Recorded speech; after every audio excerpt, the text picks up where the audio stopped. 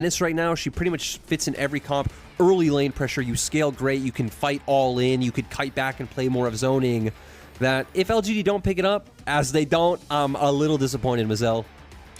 Yeah, interesting to like kind of go that route with it with the Renekton instead, and being able to have that flexibility in the ADC position. I feel like has been really good, as well as it's kind of you were highlighting too. Kramer had looked good on the Tristana here recently, maybe not having played it a lot, but having played it a decent amount, and so I want to see where they go with the third pick, right, as they're going into the second ban phase, because you have a Gragas now for JDG.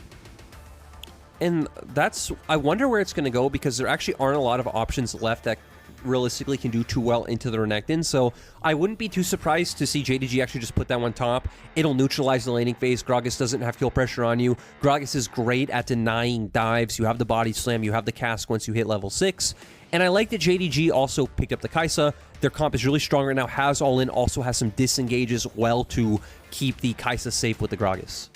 Also just a very, very high priority pick right now. If it's not banned away, you're usually going to see the Kaisa come through because of the chase down potential, the damage potential as well. When you layer it up with all that CC, those plasma stacks start hurting real bad. But it is going to be the Viktor for Uniboy here for LGD. So they get a little bit of comfort, they get a little bit of damage, and a little bit of late game scaling for themselves. And now we're going to see them ban out mid laners. I love the Zoe ban. This has obviously been Yagao's best champion for a long time. Maybe the other ban I'd expect to see come out from LGD is probably the Azir.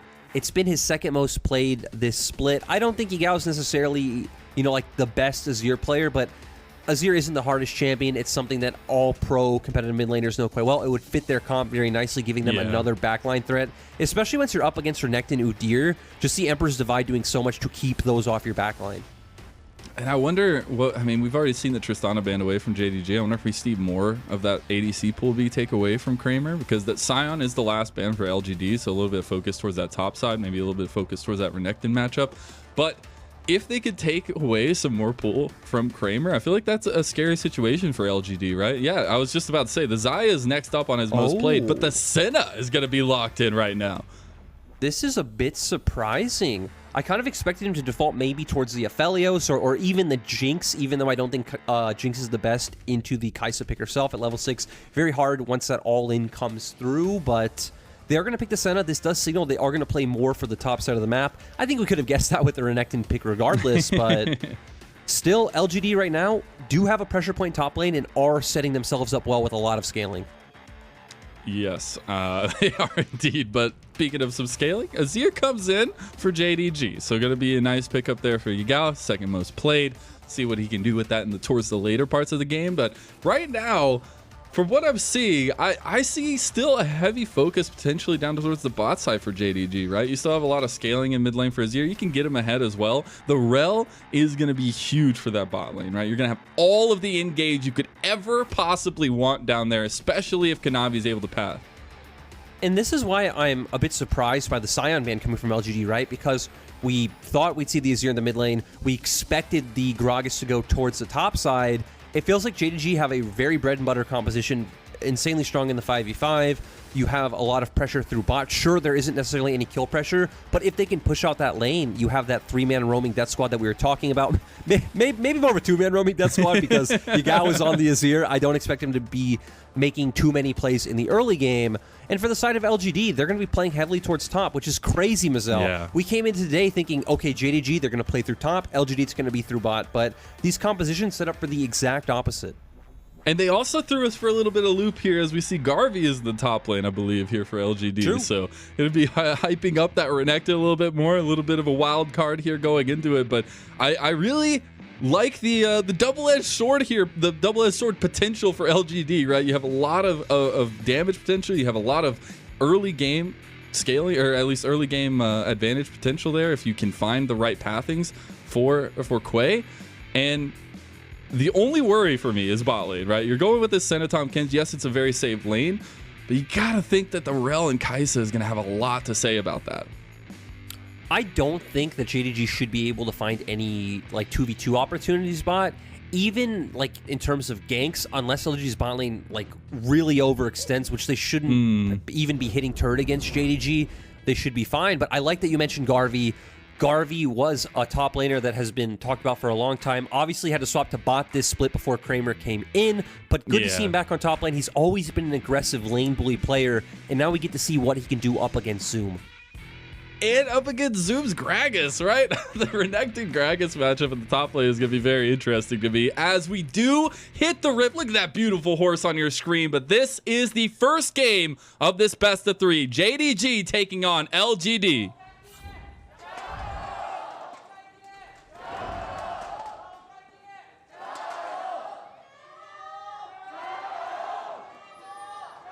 As we do get into it, get to hear those Xiaos, get to see a little bit of action early, but I know I say it all the time, Lyric, and you haven't gotten to maybe hear me say it because we haven't cast together, but I just get chills every time I see that crowd, every time I hear those Xiaos. It's such a great feeling.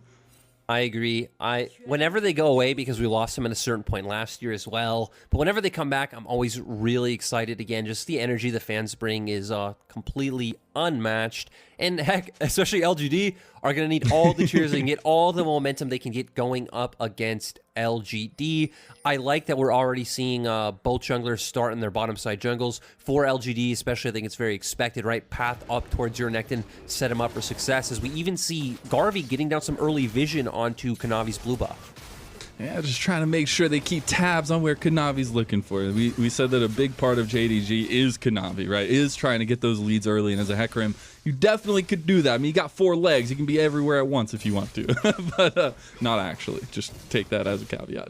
But the fact that you can't get that pathing going early, I really like. But, you know, Quay is on the Udyr, so the Udyr is going to be really nice.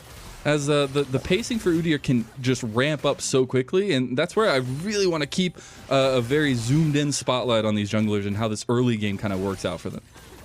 Yeah, again, it would be a change of pace for LGD to really accelerate through the early game. The way I kind of expect them to play this out, knowing LGD, is I feel like Garvey and Quay are going to be more of a bridge. We're going to see Garvey just consistently push out. I don't expect to see any dives top. Maybe a gank if Garvey does get the bounce back off this next wave, like he probably should. But it's just going to be about trying to, you know, play for Rift Herald timings, try to maybe hover towards mid, not let Yagao get off this push that he's getting now, and give Uniboy and Kramer that room to scale up to where they are threats later on. Yeah, it's trying to at least. I want to see those laser beams coming out from Kramer in the later game. If he's not going to get the Tristana, if he's not going to get the explosiveness from that kind of ADC, we'll see the later game for Kramer if they can make it there. And that's a big thing that we talked about here, right, against JDG. It can get a little scary. It can get a little dicey if you give up some early game advantages, early game pressure, and especially those early game objectives. Definitely can. I think the good thing for them is with this comp, right? JDG don't have a whole lot of ways of forcing things too early on. Sure, of course, Hecarim can come out with some ganks with his E, maybe try to get some laners ahead, but still we're waiting for that level 6 mark, and when we start grouping around neutral objectives, that's where I think JDG's composition really comes online. Oh, no. Garvey is maybe caught here. Devastating charge comes out on the other side of the flash, though. Garvey getting really low. They're going to commit the TP here as well from mid lane. Garvey is not going to go down. Quay gets the first blood. My goodness, what a turnaround. You get the late TP now coming in from Uniboy. Is he going to arrive in time? JDG have found themselves in a bad spot here. Garvey goes over the wall, trying to get some healing here. Goes back over the wall with the other side of the slice and dies. Zoom luckily is going to flash and get the kill. And Yagao gets one in return as well. Oh my god, craziness early, Lyric. And we are tied up 2-2. And Uniboy not going to be able to stop the back of Zoom. And after that initial kill coming out from Garvey, I honestly think JDG is so lucky to come out even in that exchange. Seriously. Look at LGD's top side. They should be winning this fight almost every single time. We're going to get a replay of this once again.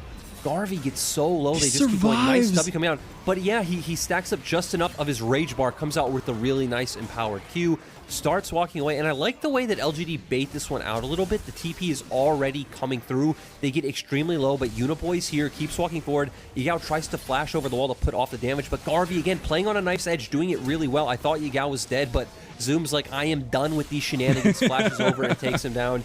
And Yagao is lucky enough to get that one in the end. I honestly think Quay should have just backed off and let Uniboy just finish that one off solo. I love the confidence coming out from Garvey. I was caught off guard there. You know, you're sub 100 health on the Renekton. You choose to go in on an almost full health Azir and Yagao to boot. Like I just That's what I like to see here from early on, at least from Garvey, from LGD, a little bit of that confidence being built up. Ooh, I also really like the way he's trading in lane right now. The wave's bouncing back to him. He's going to play safe. He's going to let it come in. I think you also have a lot of threat against Zoom when the wave is on your side of the map, but still, Zoom walks a bit too far forward. The W comes out, chunks him down to half HP, and with Garvey paying the respect up towards the top side, LGD are just going for Dragon on the opposite side of the map. It's a really good call, actually, being able to try and get that advantage going early. That's exactly what we said. We don't want to let Kanavi get everything he would want, and this is going to be Quay being able to get that first Dragon. A little bit of resistances for LGD, and I want to see what happens now for the pathing for Quay, right? You're seeing him path towards his bot side. There's not necessarily anything for him to take in the enemy jungle here, but I like that he's already looking down towards this bot lane. If there's a potential, he's there to pounce on it. Still, though, we already highlighted the Senna Tahm It's Kench weird, matchup. though, to focus the Senna Tahm Kench, but hey, if it works, it works. It does, and, you know, right now we're seeing it's pretty even. I wouldn't expect anything differently. If Loken and LvMao look for an all-in, which they probably wouldn't pre-6 anyway, Peace is just going to be able to walk away. He's going to have the sustain coming out from the Senna Q. Senna can just throw down her W, root the enemy. They can't get on Kramer. The Devour will just come out from Peace, so very neutral bot side thus far. The thing that's going to be most interesting is, again, flashes are blown on the top side of the map. Kanavi's Ghost is about to come up. Can JDG make that repeat play, especially now that Zoom was able to, you know, get the wave into turret? It will slowly start to push back towards him, and then Kanavi should be able to find an opportunity. And he's almost 6. He should be 6 after this Raptor camp. He's going to be stealing some of those chicky nuggies from Quay. Not going to let him get that advantage. Gets a little bit of them at least. And being able to keep that pace up here over Quay, over this Udyr, who we've seen be so strong recently. But I still agree with your points earlier. Like, I personally really like the Hecarim. Both of these junglers are some of my favorites in the game. But I still like the onus you can have with the Hecarim, right? The engagement, the damage potential there. Even if you're not going the full damage build here recently, in recent memory at least. I miss it a little bit, Mazel, but Kim Tank is okay. bring me back to Lee Sin Jarvan meta. Bring me back, please. Okay. I see you, Lyric. For the LPL, that is the most fun meta. Everyone watching, I know you remember last year when it was Lee Sin Jarvan every game, and it was absolutely amazing. Seeing people like Karsa playing Lee Sin, remembering Waze Jarvan level 2 ganking E-Star every game. It was a treat. It definitely was. I'm getting a little... maybe a little tired of the Hecarim Udyr matchups all the time. maybe not. We'll see. I want to see how long Udyr actually sticks around in the meta, though, because I feel like he's been in the meta here for a lot longer than you would ever think he would be, at least, right, with how Udyr has been in the past. But I like this from Quay as well, getting the Rift Herald started here for themselves and still trying to keep up that tempo pace for themselves and get these objectives under their belts. Yeah, I really like the rotation from the bot side. They're committing to it, but Peace is already heading back down. I kind of like his position because he can hover back and forth, but JDG want to go for it. This is going to be a TP coming in as well. They might take the fight here. Quay is caught, does get the Rift Herald. That's going to be the big Emperor's Divide on the backside, and Kramer's already down.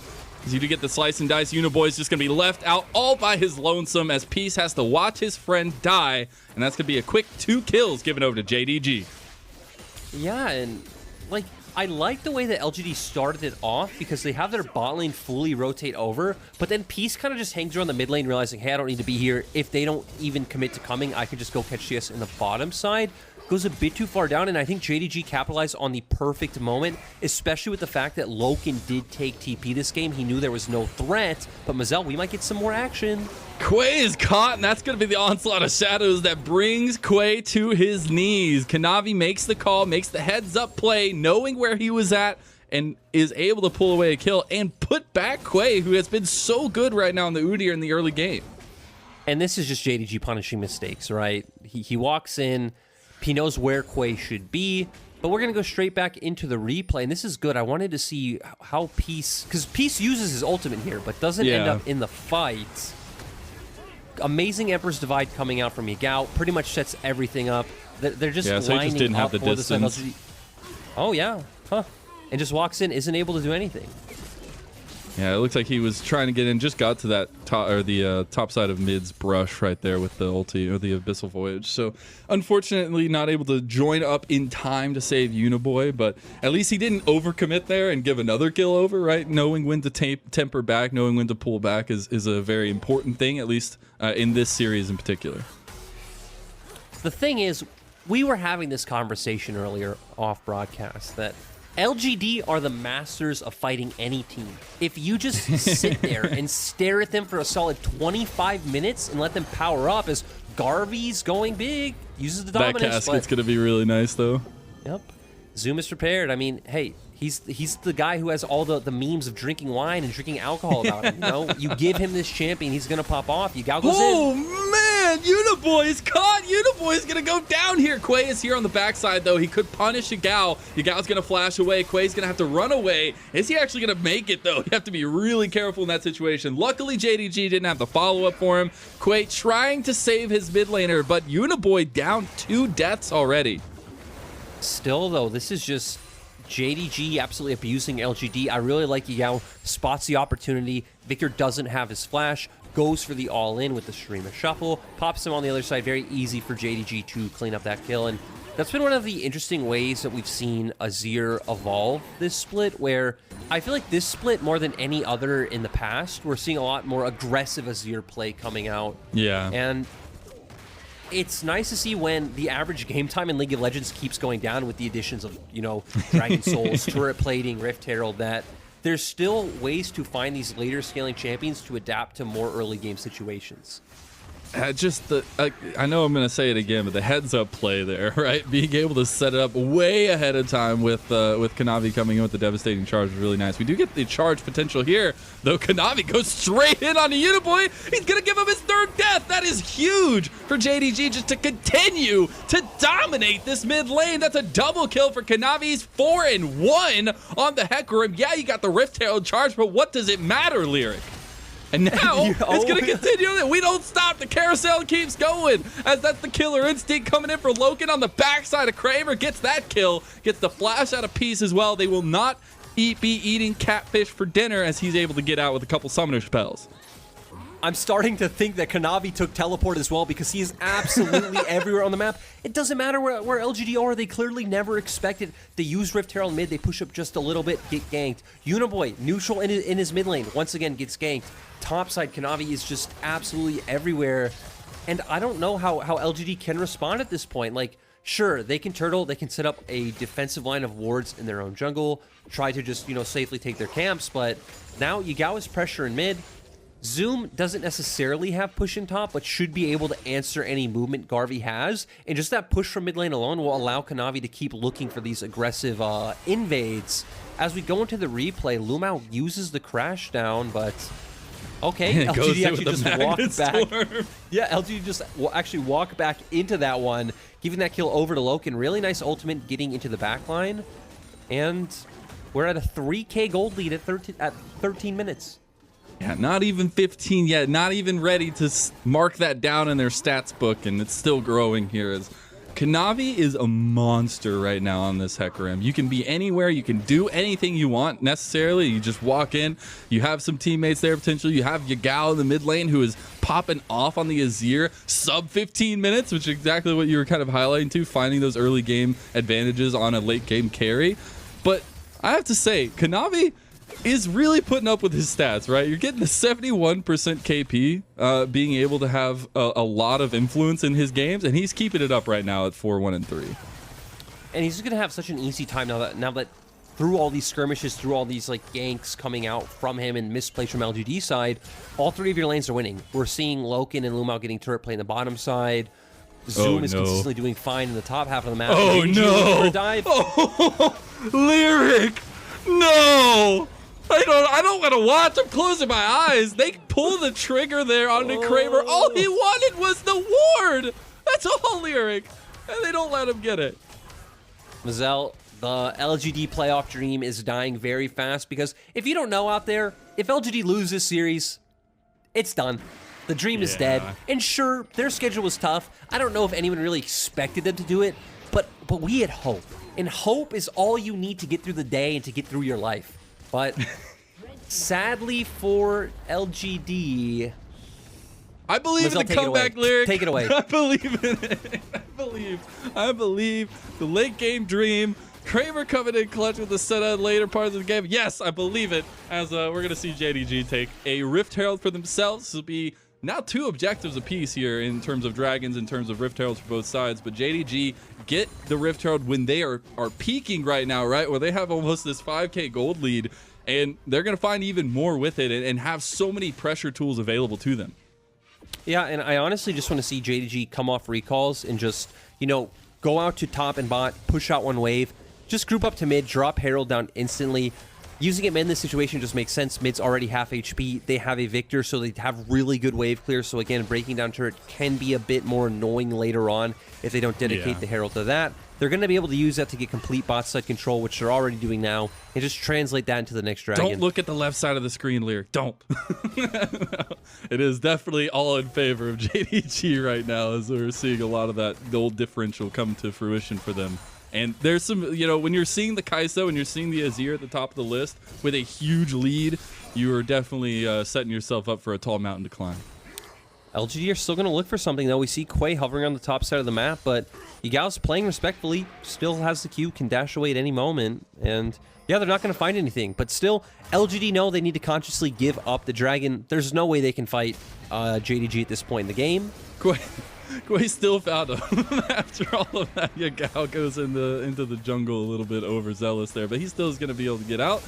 Now, Kanavi sees Uniboy. He already smells blood. He's just going in to a 1v2 while he has his teammates backing him up. Quay is running away, trying to use some of that speed. But Kanavi is just dominating right now. He doesn't care what the map state is. He doesn't care where your team is at. He just wants to fight.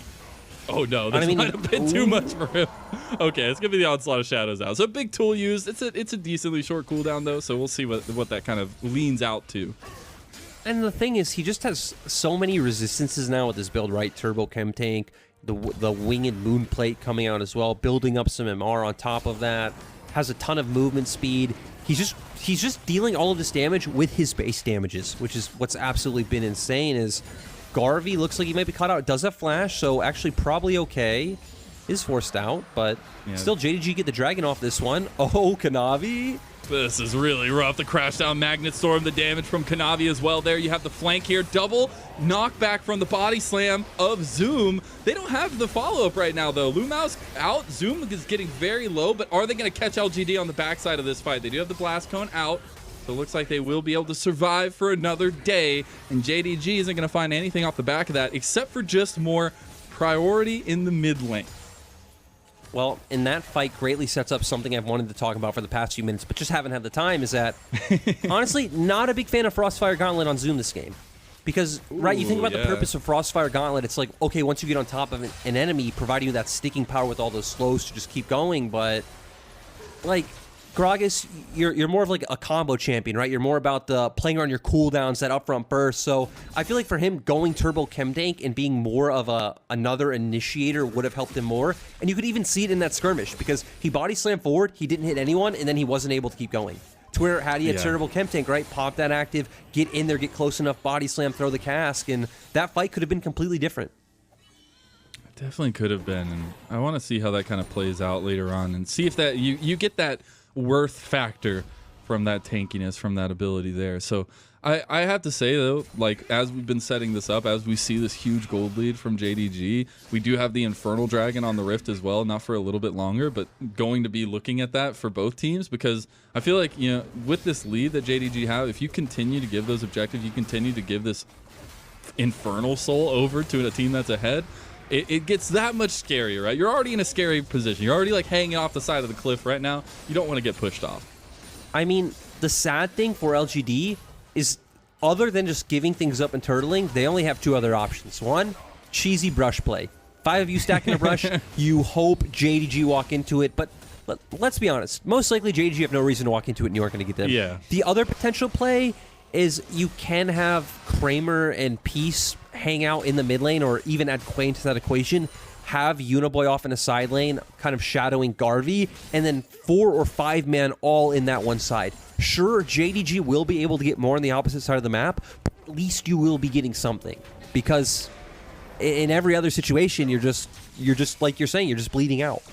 Yeah, and that's just not where you want to be, right? And we do have, you know, mythics coming across the board now. We're just missing one, I believe, in totality. But I would like to say I find it interesting that Quay was opting into the Frostfire Gauntlet on the Udyr. Typically, I feel like you get a lot more success with the Kim tank, but getting a little bit more tankiness in the fights, being able to kind of deal when you're behind like this, maybe is the play.